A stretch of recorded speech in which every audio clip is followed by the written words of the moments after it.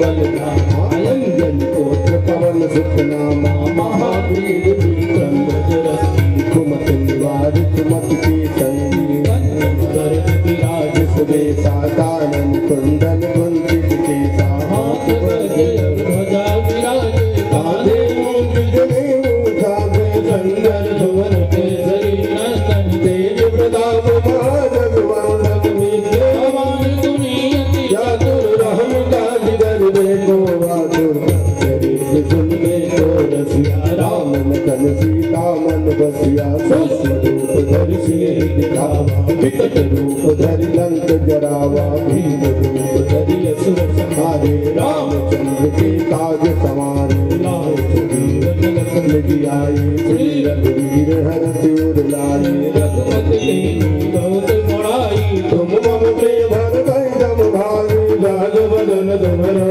जस गावे यस जय देव जग कंडल गावे सनकादिक ब्रह्मादि मुनीसा नारद सारद गए रायम कुबेर दिगपाल जहाते कवि गोविंद जय जय कहाते पुकार सुखी राम मिलाय राज बड़ दीना तुम्हारा मंदिर भी गण माना लंके पर भय सब जग जाना जुग सहस्र पर भानु लीलता ही मधुर बन जाने प्रभु मुद्रिका में मुख माने जल बिना दे अचरज नाने दुर्गम काज जगत के जुग में अनुग्रह तुम्हारे दे राम दुआरे तुम रखवारे हो तुम आज्ञाविन बरसाने सब लोग लाए तुम्हारी गणना तुम जग जाओ को डरना यावन नहीं मारो आवे नहीं लोग हाथ दे नामे भोग निकट नहीं आवे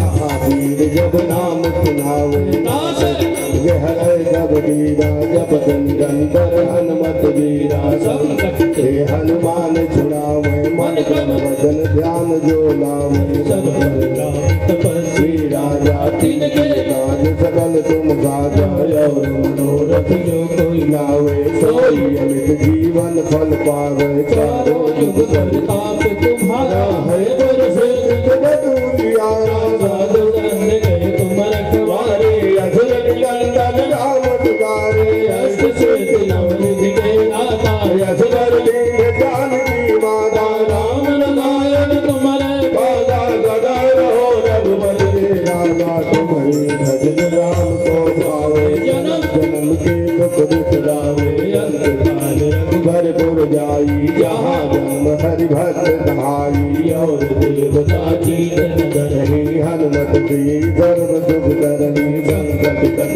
विजय सब कीरा जो सुन गए हनुमत बलवीरा जय जय जय हनुमान गोसाई कृपा करहु गुरुदेव की नाई जो सतबार पाठ जल कोई झूठे बलवान गोरी जो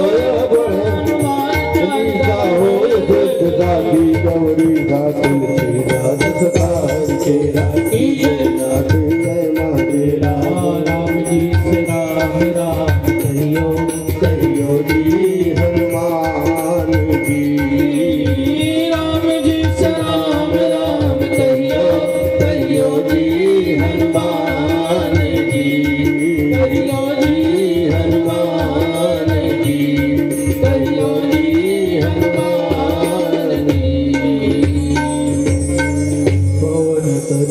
संकट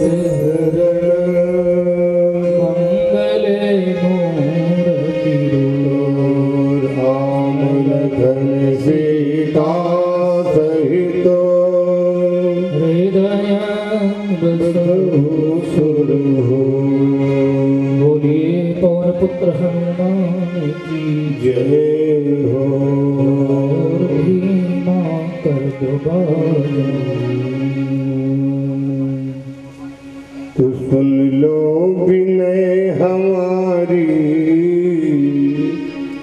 ऐसे ही उसने भगवान को पुकारा है, भगवान तुरंत वहां पहुंचे हैं। नारायण गरुड़ में बैठ के मन से भी तेज चलने वाले गरुड़, भगवान को आज लगा है कि गरुड़ को जाने में विलंब हो रहा है, हाथी डूब न जाए। गरुड़ से भी भगवान कूद गए और पहले कमल लिया। देखो कुछ तो भगवान को अर्पित करना पड़ता है। पहले कमल लिया, कमल अलौकिक पुष्प है। ब्रह्मा जी ने लोक बनाए हैं, जो ब्रह्मा जी ने बनाया है वो लौकिक है, और ब्रह्मा जिससे बने हैं वो अलौकिक है। माने भगवान को कमल अर्पित करने का मतलब है भगवान के प्रति अलौकिक भाव रखना। हाँ, वो हार मास श्याम के शरीर वाले नहीं, उनके प्रति अलौकिक भाव रखना, यही कमल चढ़ाना है। तो भगवान ने पहले कमल को पकड़ा, हीना गुरुस त्याज्यो, जो ज्ञान जिसे कोनो ज्ञान ही न हो, ऐसे गुरु बनाए कौन फायदा। तो ज्ञान हीना गुरुस त्याज्यो, मिथ्यावादी विडम्ब कहा, झूठ बोलने वाला हो, आडंबर करने वाला हो, ढोंग करने वाला हो नारायण, तो ऐसे गुरु का त्याग कर देना चाहिए।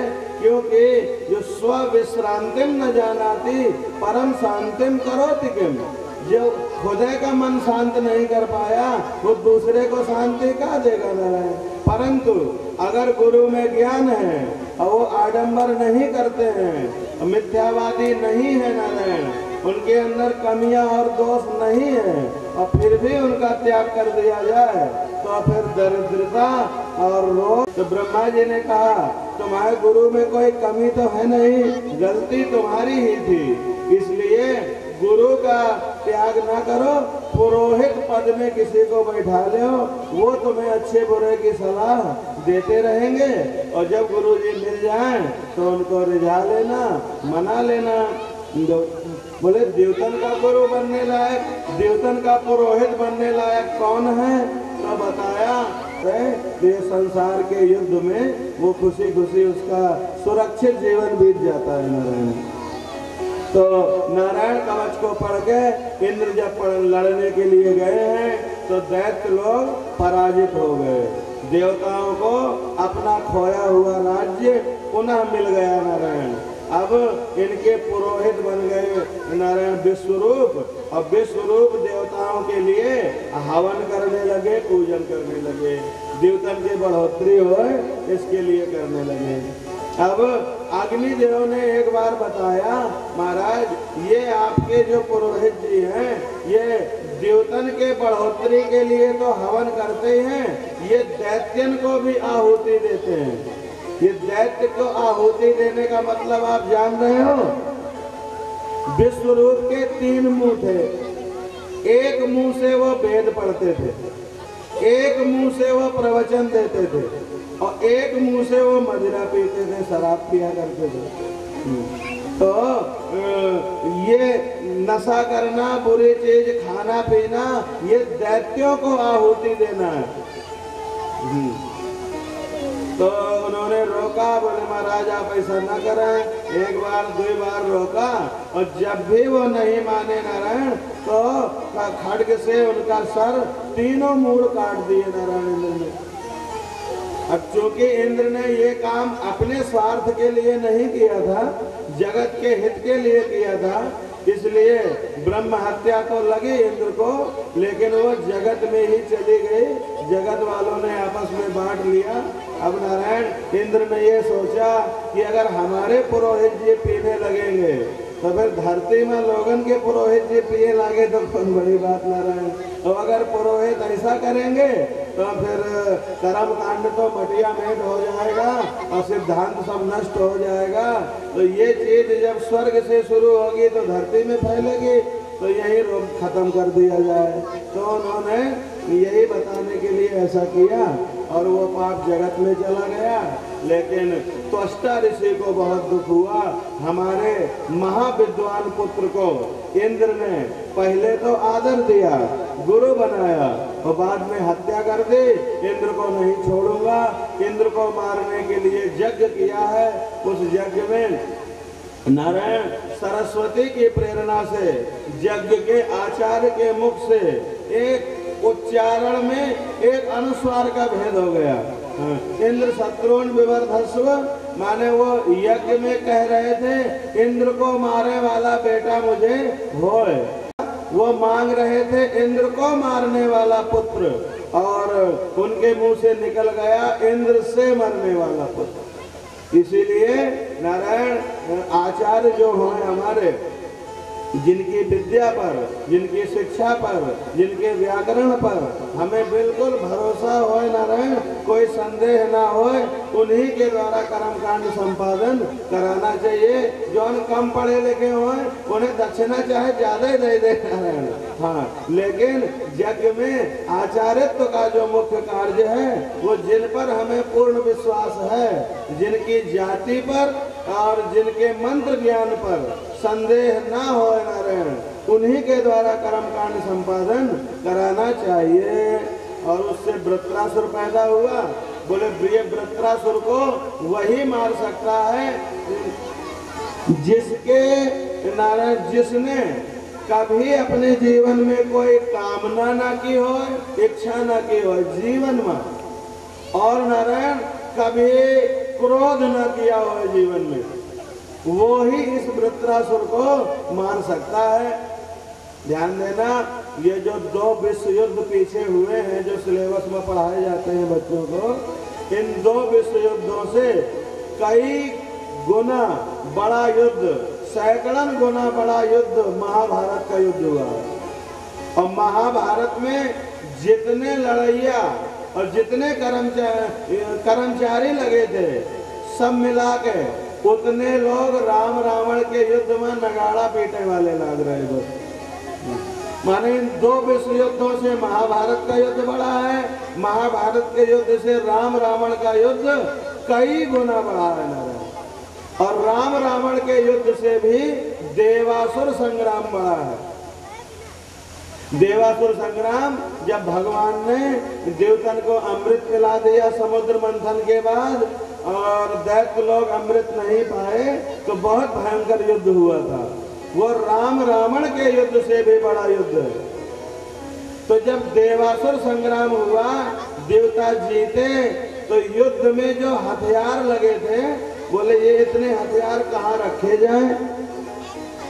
तो ये बात आई कि किसी ऐसे महात्मा के पास रख दो जिसने अपने जीवन में कभी क्रोध न किया हो, और जिसके जीवन में कभी कोई वाला होगा तो फलाने ने ऐसा कहा था अब नहीं छोड़ूंगा, तो ऐसे महात्मा के पास ये रखे जाएं। तो बहुत सोचने पर सबने ये निर्णय दिया कि दध्यंगा थरवण ऋषि, उन्हीं का नाम है दधीची, वेदों में उनका नाम आया है दध्यंगा थरवण ऋषि। तो उनके पास गए और वहां जाके सारे हथियार, बोले महाराज इन्हें आप संभालो और जब जरूरत पड़ेगी तब हम ले जाएंगे। अब दधीची ऋषि ध्यान लगावे तो हथियार पे मन चला जाए, पूजा करें तो हथियार याद आ जाए, उन्हें इनके रक्षा सुरक्षा में लगे रहते हैं। तो उन्होंने एक दिन क्या किया, अपने तपोबल से उन समस्त आयुधों को नारायण लिक्विड बना लिया, लिक्विड, और उसको नारायण बना के चुल्लू में रख के सब पी गए। अब बोले अब अंदर सुरक्षित कर लूंगा, जब जरूरत पड़ेगी देवतन को निकाल के दे दूंगा। तो नारायण जब वृत्रासुर राक्षस हुआ है, जो सब देवतन को पराजित कर दिया, देवताओं का राजपाट छीन लिया, बिना लड़े देवता भाग जाते थे नारायण। भगवान ने बताया ऐसे महात्मा को खोजो जिसने कभी क्रोध ना किया हो और कभी कामना ना की हो। तो देवतन को याद आया कि ऐसे महात्मा की तो खोज एक बार और हुई थी हथियार रखते समय। तो उन्होंने दधीची के पास जाके भगवान के आदेशानुसार उनसे कहा कि आप हमें अपनी हड्डियां दो, क्योंकि वो अस्त्रों का जो लिक्विड था वो महात्मा की हड्डियों में बस गया था। तो दधीची ने बड़े प्रसन्नता से देव कार्य के लिए नारायण अपनी अस्थियों का दान किया। उन अस्थियों से जो वज्र बना था उसके द्वारा जब उस वज्र को लेकर के नारायण इंद्र सामने जाते हैं तो वृत्रासुर मन में कहने लगा, देखो तो ये महात्मा की हड्डी, इस महात्मा ने दुनिया के भले के लिए अपनी हड्डी तक का दान कर दिया, और एक मैं हूँ जो दुनिया को सताने में लगा रहता हूँ। तो वृत्रासुर भगत बन गया हो, साधुवन के उपदेश से कौन भगत बन जाए तो कौन बड़ी बात। मरे मराए साधु की हड्डी तक जो है लोगों को तार सकती है, कल्याण कर दिया करती है। तो वृत्रासुर भगत बन गया, हालांकि वो पूर्व जन्म का भी भक्त था। उसने हाथ जोड़ करके प्रार्थना की, मुझे कुछ नहीं चाहिए, न नाक पृष्ठम न च सार्वभौमम, न सार्वभौम राज्य चाहिए, न तीनों लोगों का पद चाहिए। हाँ नारायण, अगर वो उठा लिया होता वृत्रासुर ने तो मारना कठिन हो जाता। इंद्र ने वज्र उठा के और वृत्रासुर के हृदय पर प्रहार किया है। ये वृत्रासुर पूर्व जन्म का भगवान का बहुत बड़ा भक्त था। इस चित्रकेतु नाम का नारायण ये गंधर्व भी बना है। इसके पहले, गंधर्व के पहले ये राजा था नारायण। इसके 1 करोड़ रानी थी। हाँ, अब किसी रानी के एक भी संतानें नहीं थी। एक बार इनके यहाँ अंगिरा ऋषि और नारद मुनि पधारे, बड़ी सेवा की और इनसे संतान मांगी। तो अंगिरा ऋषि ने समझाया, देखो तुम्हारे प्रारब्ध में संतान का सुख नहीं है, भगवान जो दें उसी में संतुष्ट रहना चाहिए, और बहुत अपने मन को दुखी करने से कुछ भी बनता नहीं है। इनके प्रारब्ध में संतान, बोले गुरुजी आपके रहते हुए भी ना होए, तो पांव पकड़ लिए और बोले मुझे तो संतान दो। तो उन्होंने आशीर्वाद दे दिया, फल दे दिया है। 1 रानी के 1 बच्चा हुआ। अब वो रानी तो बड़ी प्रसन्न रहने लगी, और जितनी अन्य रानियां थी वो दुखी रहने लगी। राजा उसी बड़ी रानी को ज्यादा मान देते थे। तो सब रानियों ने दासी से मिलकर उस बच्चे को जहर पिलवा दिया। वो बच्चा नारायण मर गया, मृत्यु को प्राप्त हुआ। जब रोने लगे तो नारद जी अंगिरा ऋषि दोनों आते हैं नारायण, और उन्होंने उसको समझाया बुझाया, पहले राजा तेरे प्रारब्ध में नहीं है, हमने कहा था। उसने कहा नहीं गुरुजी, एक बार, बस एक बार उस बच्चे से मेरी बात करा दो। तो बोले ठीक है। अब नारद जी ने आवाहन किया उस जीव का, वो आ गया। क्या बात है गुरुजी, तुम्हारे पिताजी तुम्हारे लिए रोते हैं, बड़े व्याकुल हैं। तो उस जीव ने कहा, कौन से पिताजी? मेरे लाखों करोड़ों जन्म हुए हैं और हर जन्म में कोई ना कोई बाप रहा है, तो लाखों करोड़ों मेरे पिताजी हैं, और मैं भी लाखों करोड़ों जीवों का पिता हो चुका हूँ, तो कौन से पिता रो रहे हैं मेरे लिए? नारद ने कहा, सुन रहे हो चित्रकेतु, तुम जिसके लिए मरे जा रहे हो वो कह रहा है कौन से नंबर का बाप रो रहा है मेरे लिए? तो ये सब मिथ्या है, भगवान में मन लगाओ, भगवान का भजन करो। अब तो चित्रकेतु ने सब छोड़ के बहुत बड़ा तप किया। तपस्या के प्रभाव से दूसरे जन्म में भगवान को अपना इष्ट देव बना के संकर्षण भगवान की आराधना की, साधना की नारायण, बड़ी तपस्या की। और एक बार वो विमान में बैठ के जा रहा था आकाश से, उसी समय कैलाश के पास जब पहुंचा तो शंकर जी प्रवचन कर रहे थे। स्वयं शंकर जी वेदांत तत्व का उपदेश दे रहे थे नारायण। और उसी समय पूरे सभा में वहाँ बड़े बड़े ऋषि मुनि थे, बड़े बड़े देवता बैठे थे नारायण। उसी समय कामदेव आया। उसने कहा, भोलेनाथ एकांत में रह के पहाड़ की गुफा में बैठ के आपने मुझे जीत लिया था, ये कोई बड़ी बात नहीं है, भरी सभा में मुझे जीत के दिखाओ तो मैं आपको बड़ा मान लूं। तो शंकर जी ने कहा, फिर क्या चाहते हो? बोले आप पार्वती से इतना दूरी कह रहते हो। तो शंकर जी ने उस दिन जब प्रवचन का समय आया नारायण, तो अर्धनारीश्वर का रूप लिया है। अपनी गोदी में ही नारायण जगत जननी माता पार्वती को बिठाया है। इस ढंग से बिठाया है कि आधा शरीर शंकर जी का दिख रहा था, आधा शरीर पार्वती मैया का दिख रहा था। ये दोनों एक ही है नारायण, दिखते हैं भिन्न भिन्न। तो प्रवचन तो बढ़िया था। उनका शंकर जी का उपदेश किसको अच्छा न लगे नारायण, लेकिन हंस दिया चित्रकेतु और कहता है दुनिया को आप ज्ञान बता रहे हो, दुनिया को वेदांत सिखा रहे हो और पार्वती को गोदी में बैठा रहे हो। अरे थोड़ी तो शर्म करते, कम से कम समाज लोक शिक्षा के लिए तो आपको ऐसा नहीं करना चाहिए।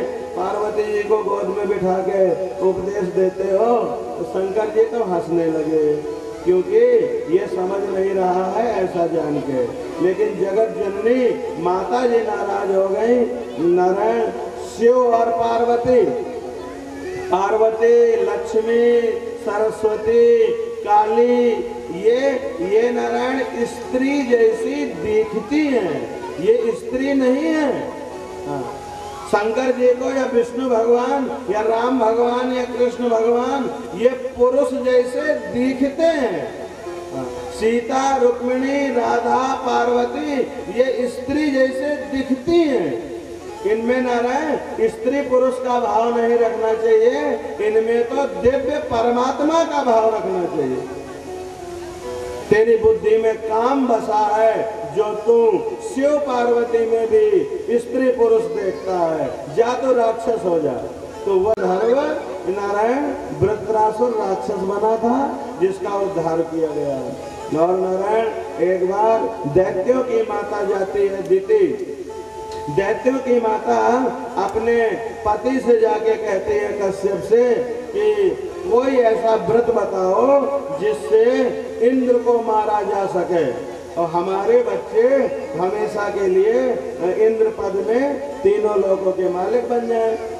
तो कश्यप ऋषि का तो नया स्वभाव है, उनसे कोई भी कुछ पूछे वो बता देते हैं। तो उन्होंने पुंसवन व्रत बता दिया, उन्होंने व्रत बता दिया, इस व्रत को करो, इससे तुम्हारी इच्छा की पूर्ति होगी। उस व्रत का नियम था, उसमें अन्न नहीं खाना चाहिए था, किसी भी पुरुष को स्पर्श नहीं करना चाहिए और नारायण पांव धो के गीले पांव सोना नहीं चाहिए। तो वो व्रत का पालन करने लगे। इधर इंद्र को जब पता लगा हमारी सौतेली माँ हमें मारने के लिए तप करती है, व्रत करती है, तो इंद्र बच्चे का भेष बना के कश्यप ऋषि के आश्रम में गए और कश्यप ऋषि से पहले जाके कह दिया पिताजी आप समाधि लगा के चुपचाप बैठ जाओ, हमारे मारे के विधि तो आपने बता दिए, अब भलाई यही माँ है कि आप समाधि लगा के बैठ जाओ, बाकी काम हम कर लेंगे। तो कश्यप ऋषि ने कहा ठीक है बच्चा, वो समाधि लगा के बैठ गए। अब इंद्र गए, दिति कहती है तू कौन है, कहाँ से आया है? इंद्र ने कहा मैं पढ़ने के लिए आया हूँ।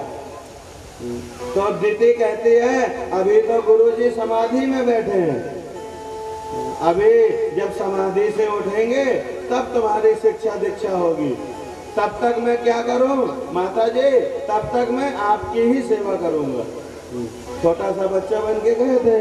अब दिति पत्ता खाती थी नारायण और नदी का जल पीती थी, पत्ते भी तोड़ के नहीं खा सकती थी, बड़ा कठिन व्रत था, अपने आप जो झड़ जाएं उन्हीं पत्तों को खाना था। तो नारायण इंद्र ने बड़ी कलाकारी करके उसी जिस पेड़ के पत्ते वो खाती थी उसी तरह का अन्न बना के पत्ता धारण करके ले गए। कया जो गर्भवती थी तो रास्ते में उसको डराने लगे, तेरे पेट में मेरे शत्रु का पुत्र है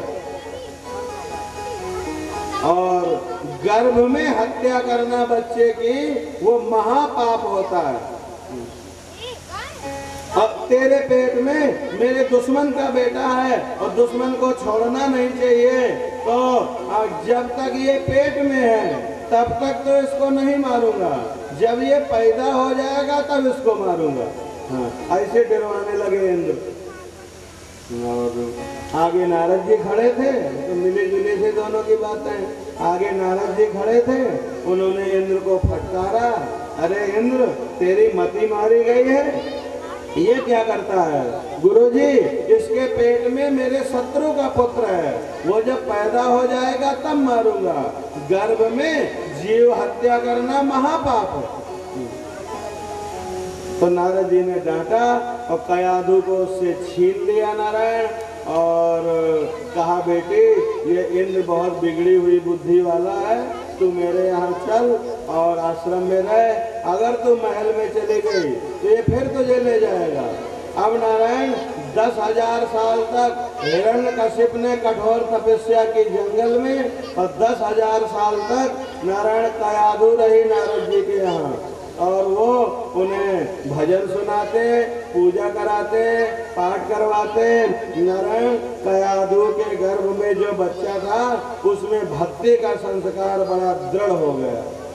आशीर्वाद दिया जब तक तेरे पति नहीं लौटेंगे। वो डर रही थी ना कि इंद्र कहीं मेरे बच्चे को मार न डालें, तो बोले जब तक तेरे पति नहीं आ जाएंगे तब तक तुझे गर्भ ही नहीं हो, बच्चा तेरा जन्म ही नहीं लेगा। तो लंबा कोर्स करवाना था नारायणों ने, इसलिए लंबे समय तक उनको भक्ति सिखाई है।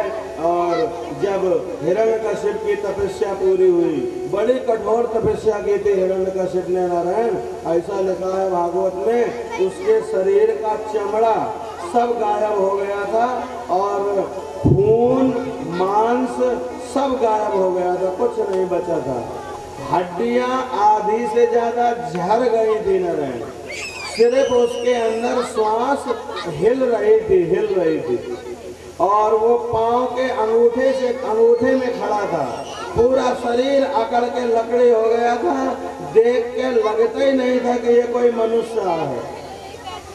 उसकी तपस्या से प्रभावित होकर ब्रह्मदान मांगने को कहा है, तो उसने मैं दिन में ना मरूं, रात में ना मरूं, अस्त्र से ना मरूं, शस्त्र से ना मरूं, किसी मनुष्य से ना मरूं, पशु से ना मरूं, देवतन से ना मरूं, चैत बैसाख आदि 12 महीने में ना मरूं, ऐसे उसने वरदानों की झड़ी लगा दी। ब्रह्मा जी ने समस्त वरदानों की पूर्ति की उसके और जल छिड़का उसके ऊपर कमंडल का अपने, तो वो एकदम ठीक हो गया, लौट के घर आया। नारद जी तो ऐसे महात्मा है भैया कि वो रावण के यहाँ जाए तो वहाँ भी उनका पूजन होए और राम के यहाँ चले जाए तो हम पूजन होए। और नारद जी कंस के यहाँ जाके चाय पी आते हैं और नारायण कृष्ण के यहाँ जाके मक्खन खा आते हैं, माठा पी आते हैं। उनकी दोनों जगह बनती है, वो कहीं भी जा सकते हैं। तो हिरण्यकशिप के पास आए नारायण और नारद जी ने कयाधु को दे दिया, सारी बात बता दी तो अतिशय प्रसन्न हुए। गुरुजी आपकी कृपा से हमारी संतान बच गई। अब वो कहा जाने नारायण की कितना बड़ा षड्यंत्र हुआ है। अब जब प्रहलाद का जन्म हुआ तो अतिशय प्रसन्नता हुई हिरण्यकशिप को। उसने अपने गुरुजी से कहा, गुरुजी मेरे पहले भी बहुत सी संतानें हुई हैं, लेकिन इतना आह्लाद मुझे पहले कभी नहीं हुआ है।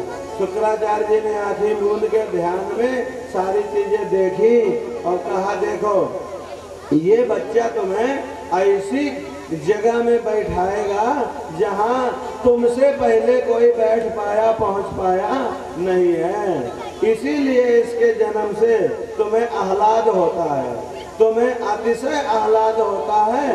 इस बच्चे का नाम तुम प्रहलाद रख दो। तो उनका नाम प्रहलाद रख दिया। अब जब प्रहलाद बड़े होने लगे तो उनके अंदर तो नारद जी की शिक्षा थी नारायण, तो वो अपने पिता का विरोध करने लगे और क्रांति करना शुरू कर दिया नारायण उन्होंने और कहा, पिताजी आपका धर्म, आपकी सिद्धांत, आपकी मान्यता, आपका काम ये ठीक नहीं है, भक्ति करो भगवान की, उसी से कल्याण होगा। हिरण्यकशिप ने समझा ये कोई देवताओं का मेरे ऊपर किया गया षड्यंत्र ही है जो मेरे बच्चे के द्वारा ऐसी भाषा बुलवाते हैं। और जैसे कोनो सरकार का विरोध करे, कोई गवर्नमेंट का विरोध करे या बच्चे धरना में अनशन में बैठ जाते हैं, ऐसे नारायण प्रहलाद ने क्रांति कर दी और प्रहलाद के पक्ष में बहुत सारे दैत्य बालक भी आ गए। हाँ, तो प्रहलाद कहते हैं ऊपर, और प्रहलाद को मारने के लिए जहर दिया गया, बड़े बड़े विषधर नाग छोड़े गए और प्रहलाद को तो अपने भगवान पे, भगवान की भक्ति पे भरोसा है। बड़े बड़े सांप आते हैं और प्रहलाद नारायण नारायण नारायण नारायण नारायण नारायण भगवान का नाम लेते हैं। सांप उनके पास आए के उन्हें छुई के भगत बन जाते हैं। हाथी कुचलने के लिए आते हैं, उनके समीप आके प्रहलाद को छूते ही वो हाथी भक्त हो जाते हैं।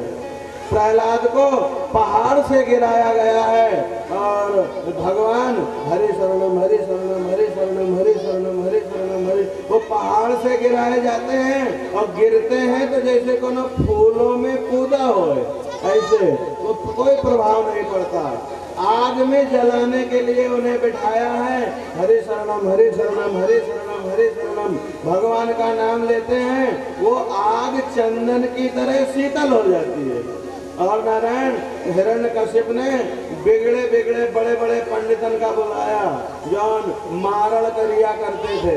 हाँ, उनको बुला के मारण करवाया है मंत्रों के द्वारा, लेकिन वो मंत्र जपे और पंडित जी खुदे बीमार होने लगे न।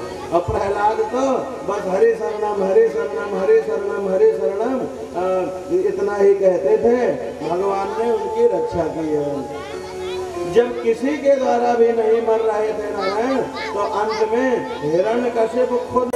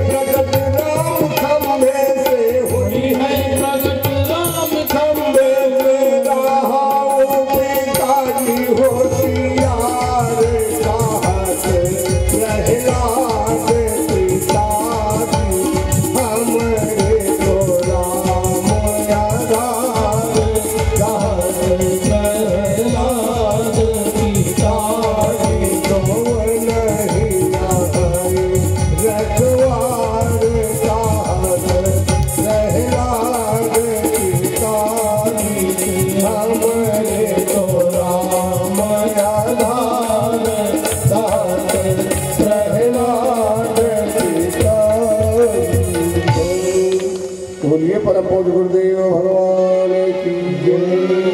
भक्तवत्सल भगवान की जय। इसके बाद वो कथा आती है नारायण, जो सबके जीवन में सबके घर में घटती है।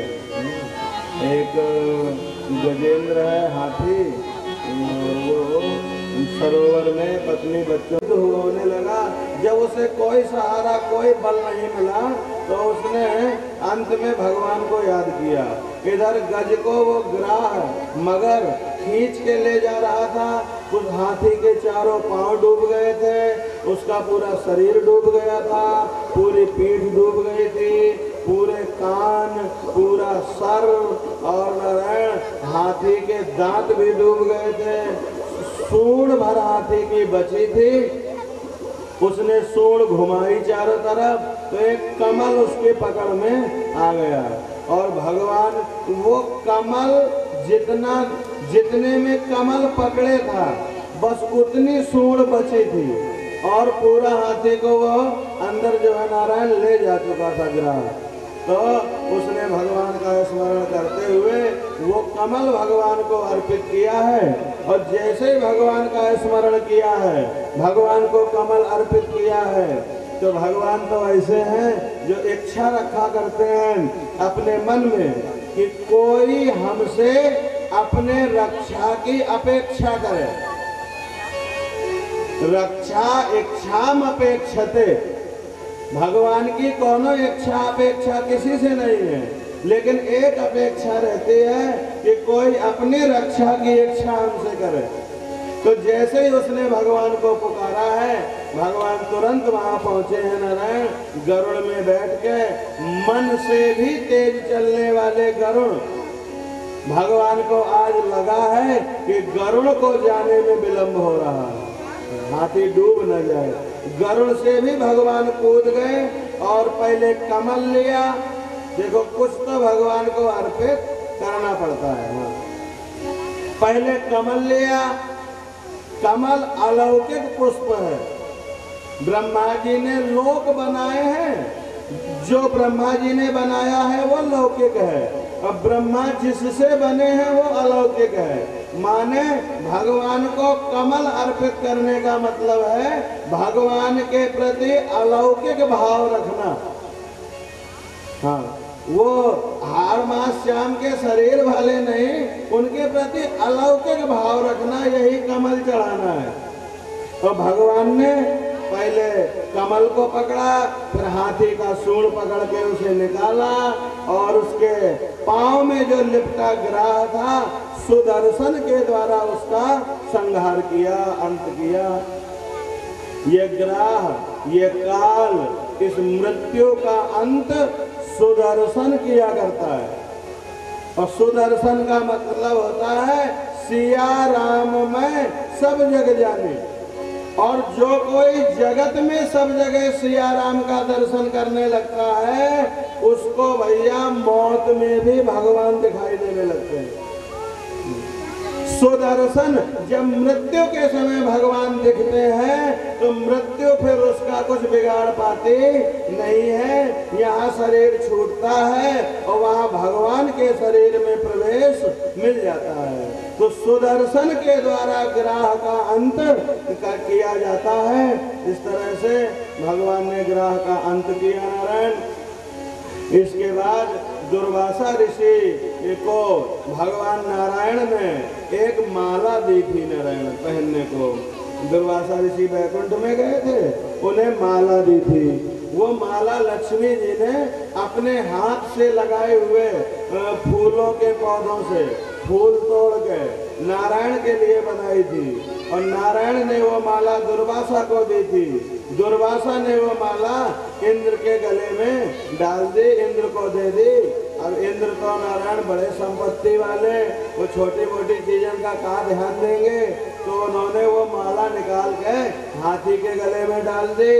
जिन लोगों के पास बहुत भेंट सामग्री आती है, वो छोटी मोटी चीजों पे नजर नहीं डाल पाते हैं, और यही कारण बन जाता है कि बाद में फिर दरिद्र होना पड़ता है।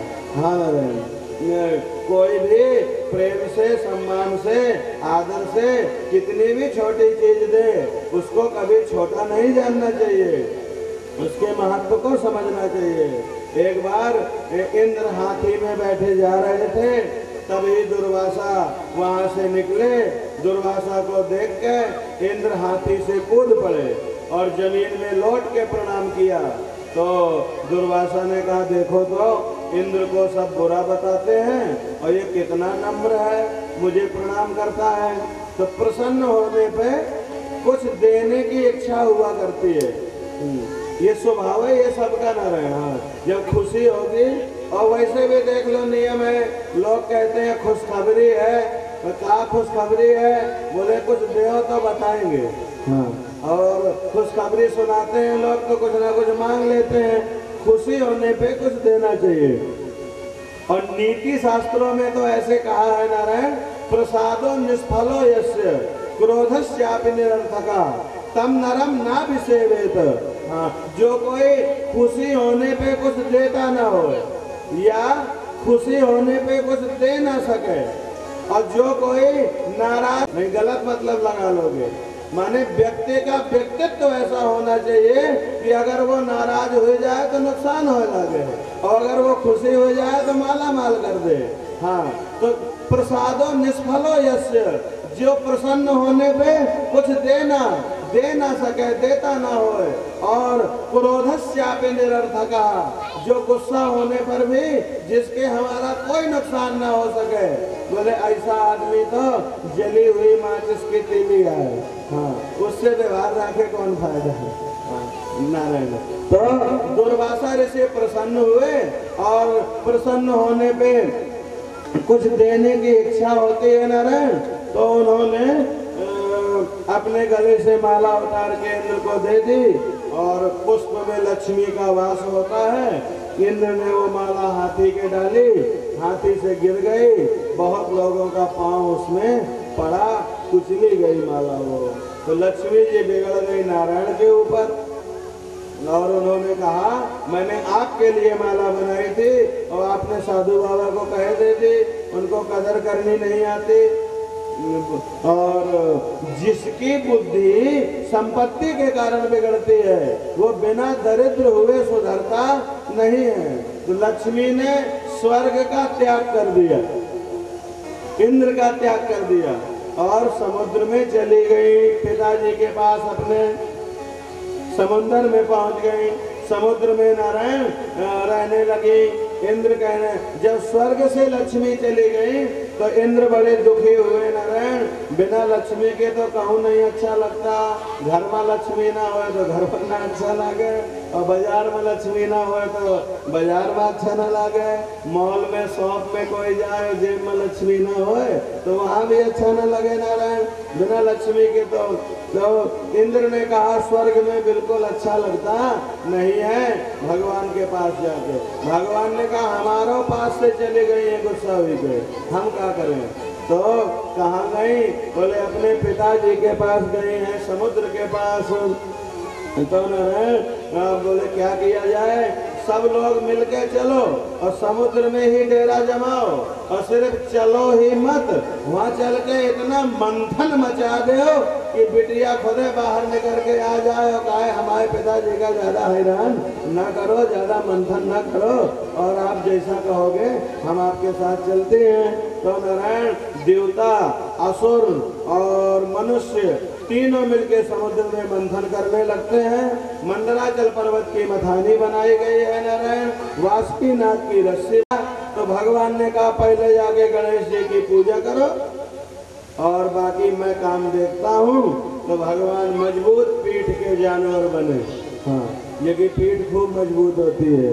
भगवान ने कच्छप रूप धारण किया, पर्वत को अपने ऊपर पधराया नारायण, और भगवान कहते हैं मेरे भक्तों चिंता न करना, तुम्हारे पहाड़ जैसे कष्ट भी मैं अपनी पीठ में धर सकता हूँ। और जब समुद्र मंथन होने लगा और पर्वत रगड़ने लगा उनकी पीठ में नारायण, तो देवतन ने सोचा कि भगवान की पीठ में बड़ी तकलीफ हो रही होगी।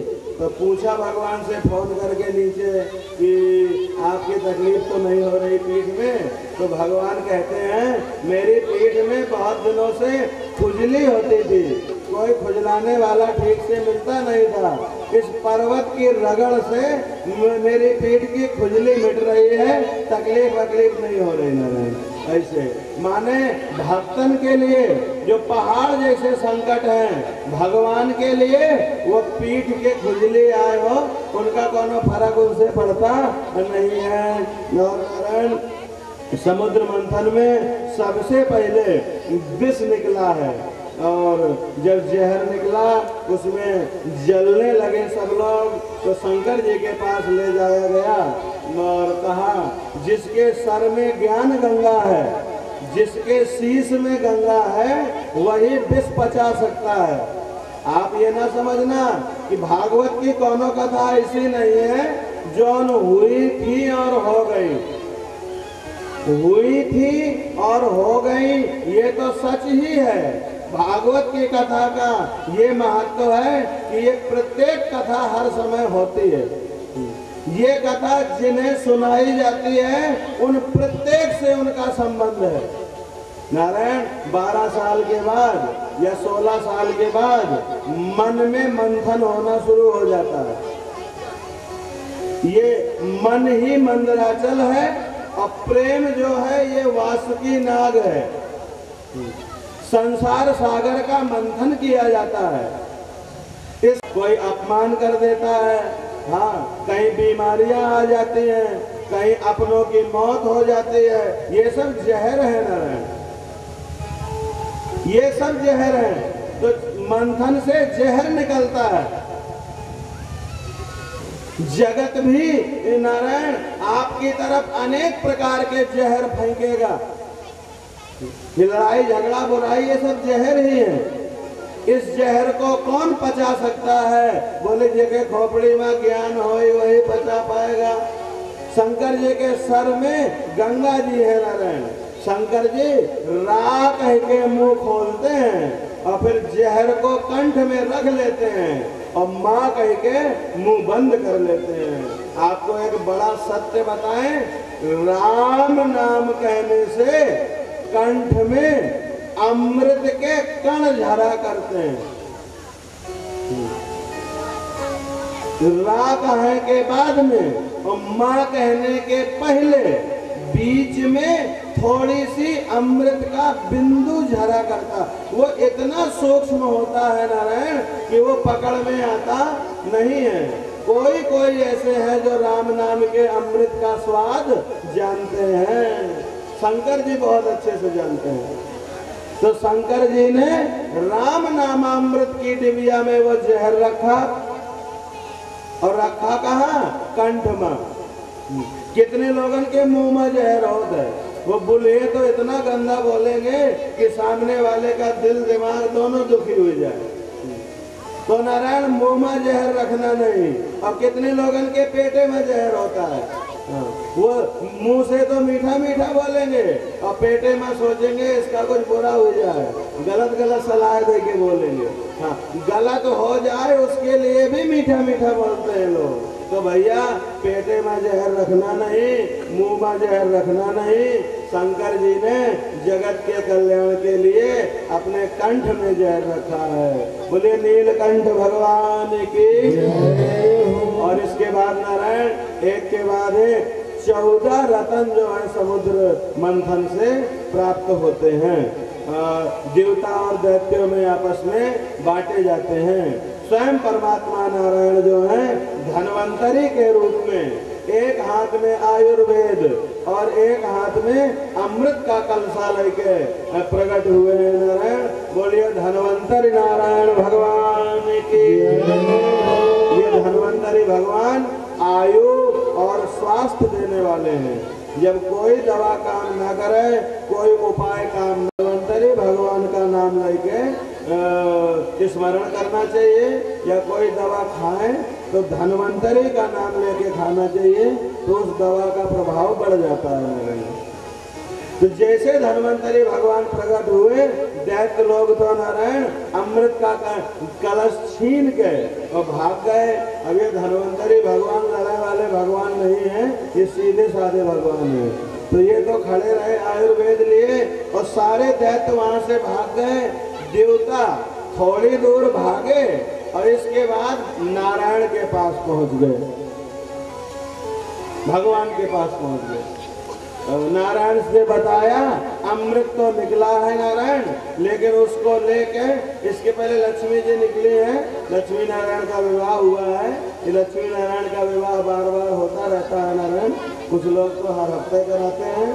हाँ, यहाँ भागवत में रुक्मिणी कृष्ण का विवाह होने लगता है और समुद्र मंथन में भी लक्ष्मी नारायण का विवाह होता है। और जब अमृत निकला धन्वंतरी के रूप में नारायण, अमृत लेके वो दैत्य लोग भाग गए और देवता गए भगवान के पास।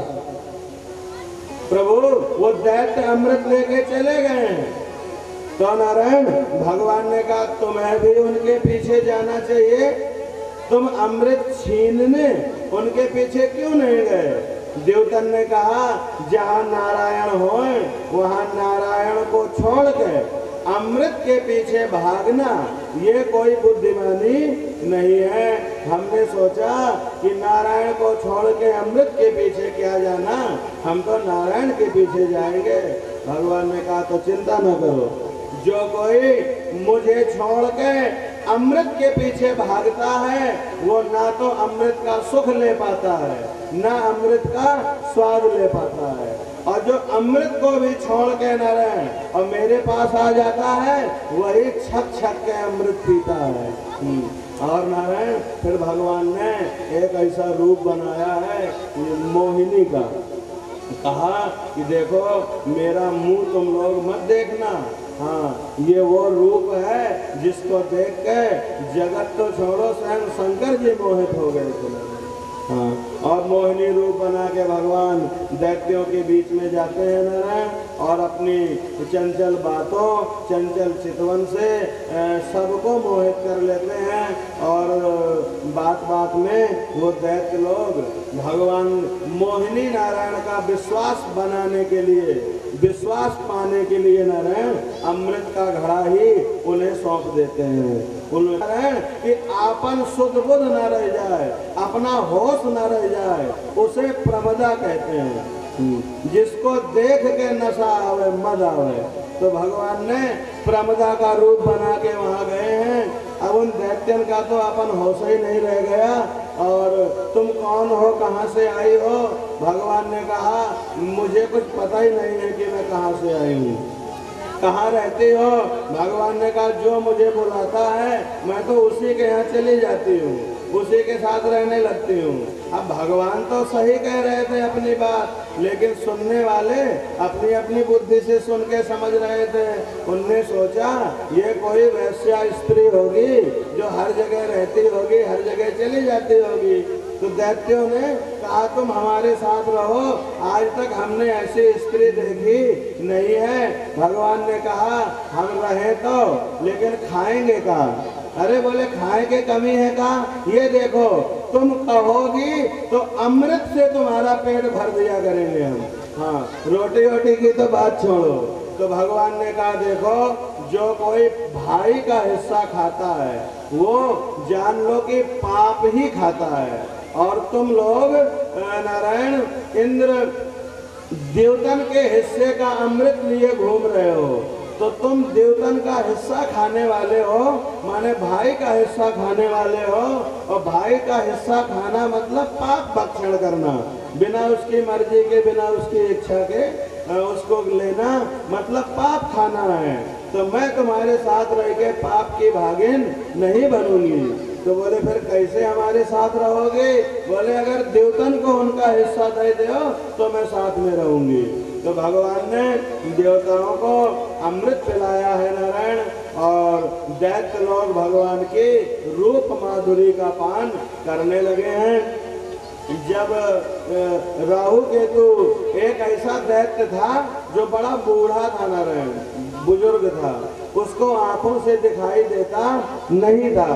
तो वो भगवान मोहिनी को देख के उनके रूप जाल में मोहित नहीं हो पाया नारायण, और देवतन की लाइन में बैठ गया।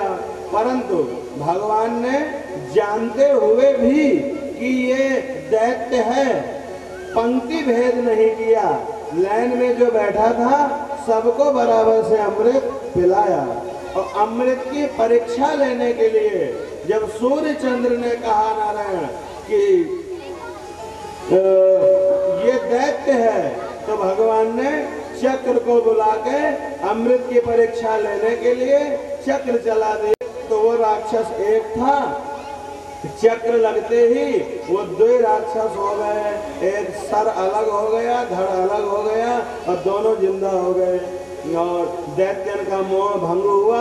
अरे ये प्रमदा नहीं है, अरे ये मोहिनी नहीं है, अरे ये कोई स्त्री नहीं है, ये तो छलिया विष्णु है, पकड़ो पकड़ो मारो। भगवानों ने अपन मेकअप उतार के फेंका और धोती उतार के फेंकी और गरुड़ में बैठ के नारायण जल्दी से वहां से चले गए। इसके बाद तो बड़ा भीषण युद्ध हुआ। उस युद्ध में सारे दैत्य मारे गए। दैत्यों के राजा थे उस समय प्रहलाद के पौत्र राजा बलि। प्रहलाद के पुत्र हुए विरोचन, विरोचन के पुत्र हुए राजा बलि। राजा बलि भी मारे गए। तो नारायण जो बचे हुए लोग थे उन्होंने जाके उनसे कहा शुक्राचार्य जी से, उनके गुरु से, कि गुरु जी देखो द्योतन के गुरु ने भगवान की पूजा करके या भगवान की चाटुकारिता करके और अपने चेलन का अमृत पिला दिया, और आप कैसे गुरु हो, आपके सारे चेला मर गए। हाँ, तो शुक्राचार्य जी से जब ऐसे कहा तो शुक्राचार्य जी ने अमृत संजीवनी विद्या के द्वारा नारायण मरे हुए उन दैत्यों को और राजा बलि को पुनर्जीवित कर दिया। और फिर उन्हें कहा कि अब तुम बड़े प्रयत्न से ब्राह्मणन के चरण पकड़ो, हाँ उसी से कल्याण होगा। तो ब्राह्मणन की सेवा करने लगे राजा बलि, बहुत दान करने लगे, यज्ञ करने लगे। ब्राह्मणों ने प्रसन्न होकर उन्हें एक नारायण रथ बना के दिया अपनी तपस्या से।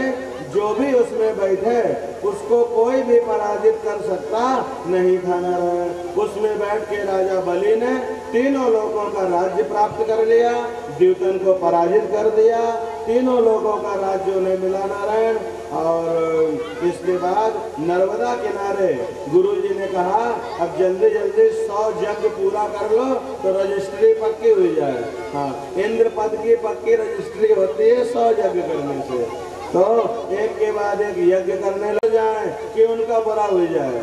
मैं बस इतना चाहती हूँ मेरे बच्चों का जो अधिकार है वो उनके पास रहा है, वो दुखी न रहे, वो मारे ढकेले न घूमे नारायण। तो ये द्योतन के महतारी की सोच होती है। हाँ, और दैत्यन के महतारी की सोच यह होती है कि वो मर जाए, उसका बुरा हो जाए, उसका नुकसान हो जाए। ये दैत्यन के महतारी की सोच होती है। तो जब अदिति मैया ने पूछा मुझे कोई उपाय बताइए, तो कश्यप ऋषि ने पयोव्रत बताया है। इसको करोगे तो साक्षात नारायण तुम्हारे पुत्र बन के आएंगे और तुम्हारे बच्चों का संकट वो दूर करेंगे। तो पयोव्रत के प्रभाव से नारायण अदिति मैया के यहाँ साक्षात परमात्मा श्रीमन नारायण वामन रूप से प्रकट हुए हैं। बोले वामन नारायण भगवान की।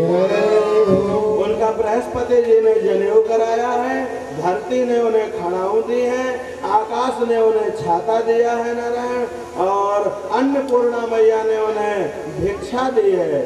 जब भिक्षा का आटा जो मिला तो वो ले जाके अपने गुरु को दिया। ये भीखी में जो मिला करता है वो होत तो है गुरु का, लेकिन लोग धर लेते सब अपने पास। पुरोहित का होता है वो। तो जाके बृहस्पति को दिया नारायण। तो बृहस्पति जी ने कहा ये 3 मुट्ठी आटा लेने के लिए तुझे अपना चेला हमने नहीं बनाया है। तो बोले फिर काहे लिए बनाया है? बोले मुझे भिक्षा में 3 लोक का राज्य तुझसे चाहिए। वो कहाँ मिलेगा? बोले 3 लोक के मालिक इस समय राजा बलि है। तो वामन भगवान वहां पहुंचते हैं नारायण राजा बलि के यहाँ, और राजा बलि ने वामन भगवान यज्ञ कर रहे थे उस समय राजा बलि, उनको देख के यज्ञ बंद कर दिया, उनका पूजन किया है। उनके तेज और रूप को देख के अतिशय प्रभावित हुए हैं। आप कुछ मांगिए। तो नारायण वामन भगवान चाहते तो थे कि तीनों लोगों का राज्य हमें मिल जाए, लेकिन उन्होंने मुंह से क्या बोला कि हमको 3 पग भूमि दे दो। शुक्राचार्य जी ने आके रोका है कि देख बलि ये जो मांगे वो मत लेना, तेरी जो इच्छा हो वो इन्हें दे देना। तो ये छलिया विष्णु है, नारायण है, ये देव कार्य के लिए आया है। तो ठीक है, लेकिन गुरुजी मैं इन्हें देने के लिए कह चुका हूँ, भगवान तो मिल जाएंगे। तो शुक्राचार्य के रोकने पर भी राजा बलि ने भगवान को 3 पग भूमि का संकल्प किया है। संकल्प पूरा होते ही नारायण भगवान का शरीर ऐसे बड़ा होने लगा, 2 पग में ही उन्होंने तीनों लोग नाप लिए, 2 कदम। अब बोले राजन, संकल्प करके भी जो उसकी पूर्ति नहीं करता है वो दंड का पात्र है। एक गरुड़ बांध ले इस बलि को, 3 पग का संकल्प किया है और 2 पग में इसकी संपत्ति चुक गई है।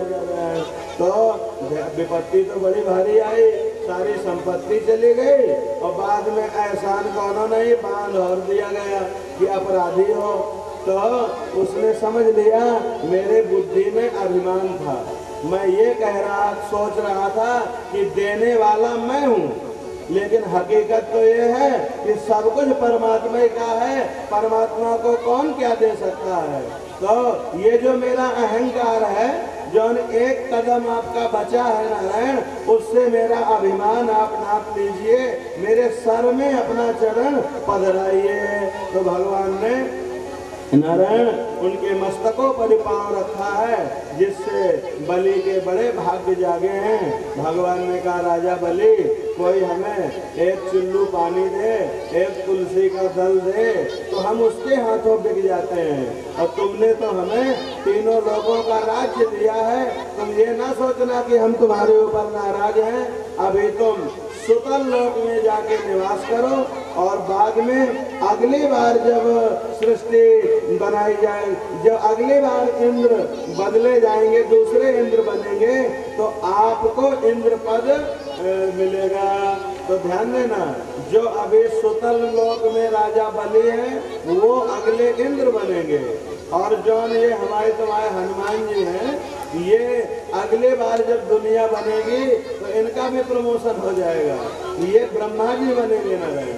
हाँ, ये ब्रह्मदेव हो जाएंगे। फिर इस तरह से राजा बलि सुतल लोक में गए, मांग लो जो मांगना हो। बोले मैं जिस दरवाजे से निकलूं आपका दर्शन हो।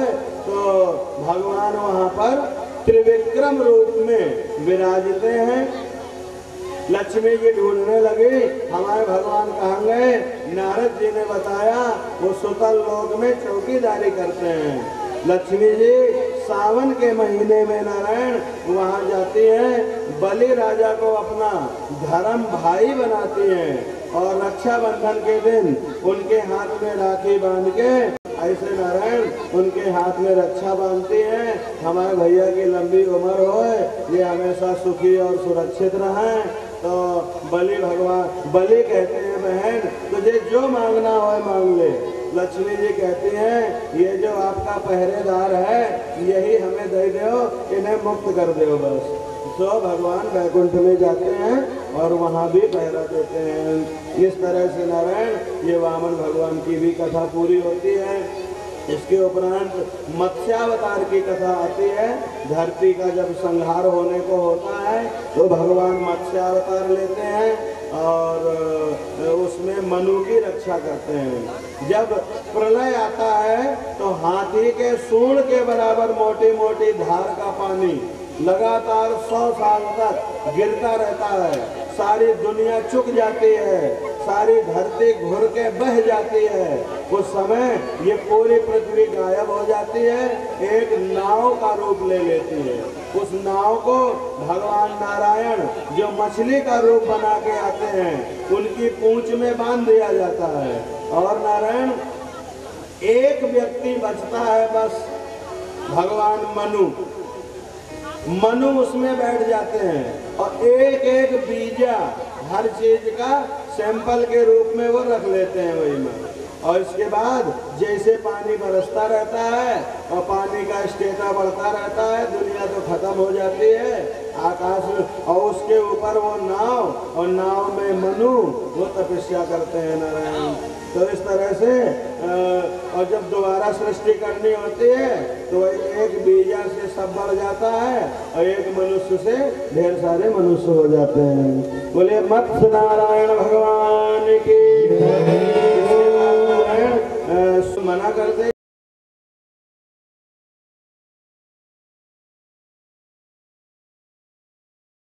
अपने मन को अयोध्या लेके चले, और चाहे अयोध्या जी का ही है बुला लेना है, हाँ, अपने मन में, और बड़े प्रसन्नता से भगवान राम के जन्म का उत्सव मनावें। यशोदा कौशल्या मैया जब भगवान राम के प्रागट्य का दिवस आता है अतिशय प्रसन्न हो जाती हैं और सारे दरवाजा बंद करके ध्यान करने के लिए, हाँ, बैठ जाती हैं नारायण भगवान की श्री रंगनाथ की मूर्ति के आगे और ध्यान करने लगती है नारायण। अचानक कमरे में प्रकाश भर जाता है और श्री रामचंद्र जी उसमें, वो परब्रह्म परमात्मा उस प्रकाश के बीच में प्रकट होते हैं। और जब बाहर खबर जाती है, दशरथ जी आते हैं, सारे गांव वाले आते हैं और सब लोग मिलकर राम जन्म की बधाइयाँ बजाते हैं और गाते हैं। आप सब भी राम जन्म उत्सव मनाओ। आज करें गौरी गौरी सब भवन में आवत, गौरी सब भवन में आवत, चारों सुख मंगल की राशि, चारों सुख मंगल की राशि, नाम है ब्रह्मानंद राशि, घर आनंद आज बस घर आनंद।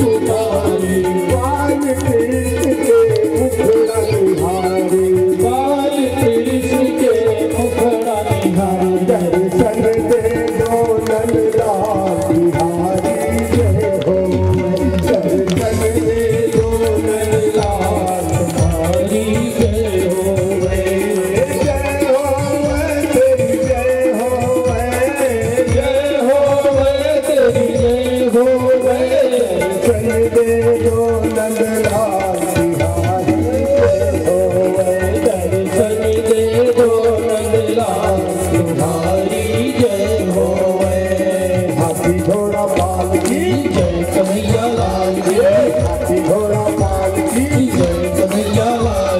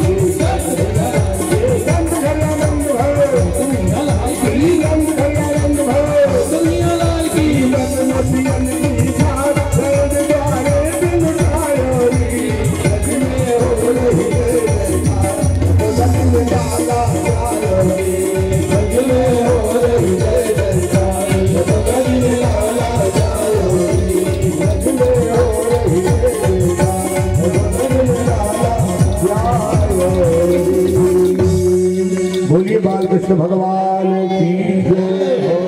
बहुत दूर से लोग आए हैं, इसलिए आरती कर लेते हैं बालकृष्ण की, उसके बाद बधैया आपको सुनाते हैं। तो बधैया हमारे पांडे परिवार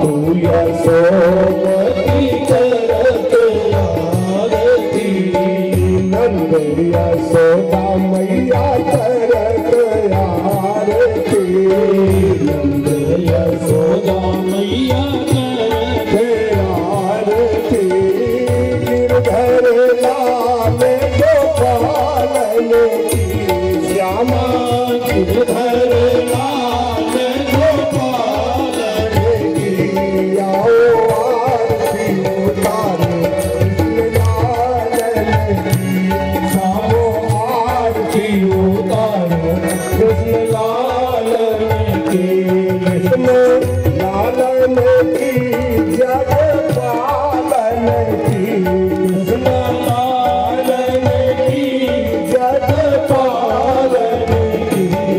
लालन की जग पालन की आओ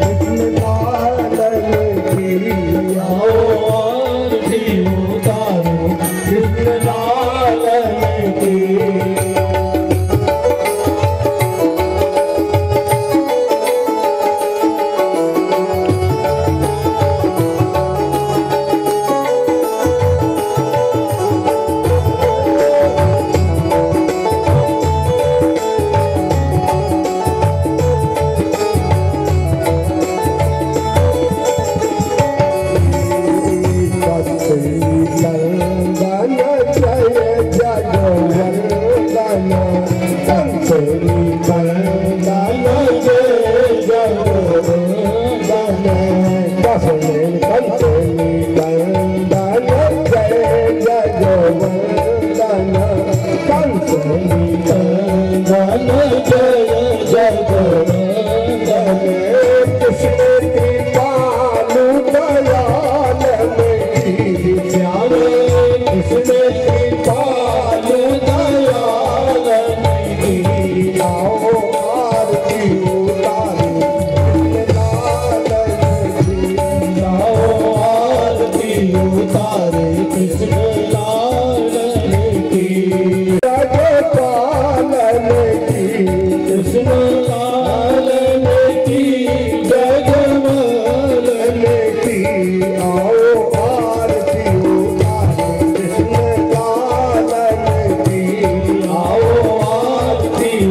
उतारो कृष्ण लालन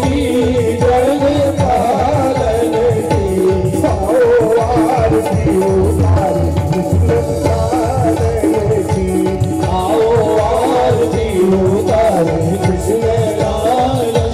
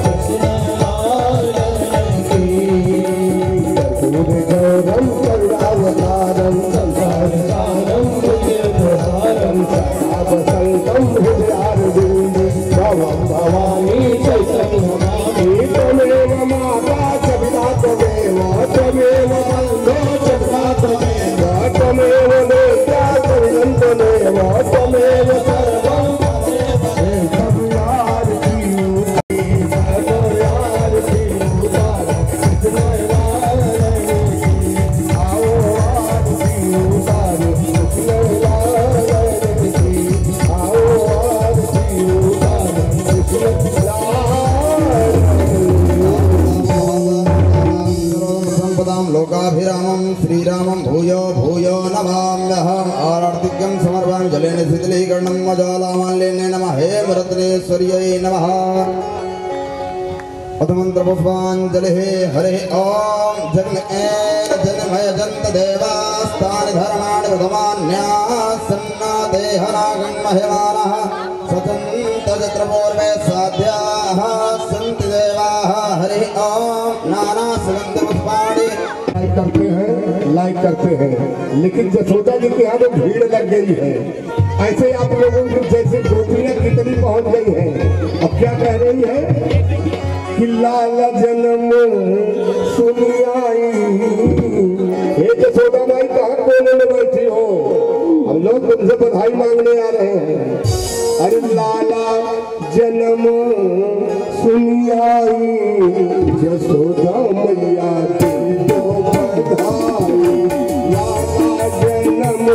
सुनी आई जसोदा मैया दे दो बधाई, दे दो बधाई मैया दे दो बधाई, दे दो बधाई मैया दे दो बधाई।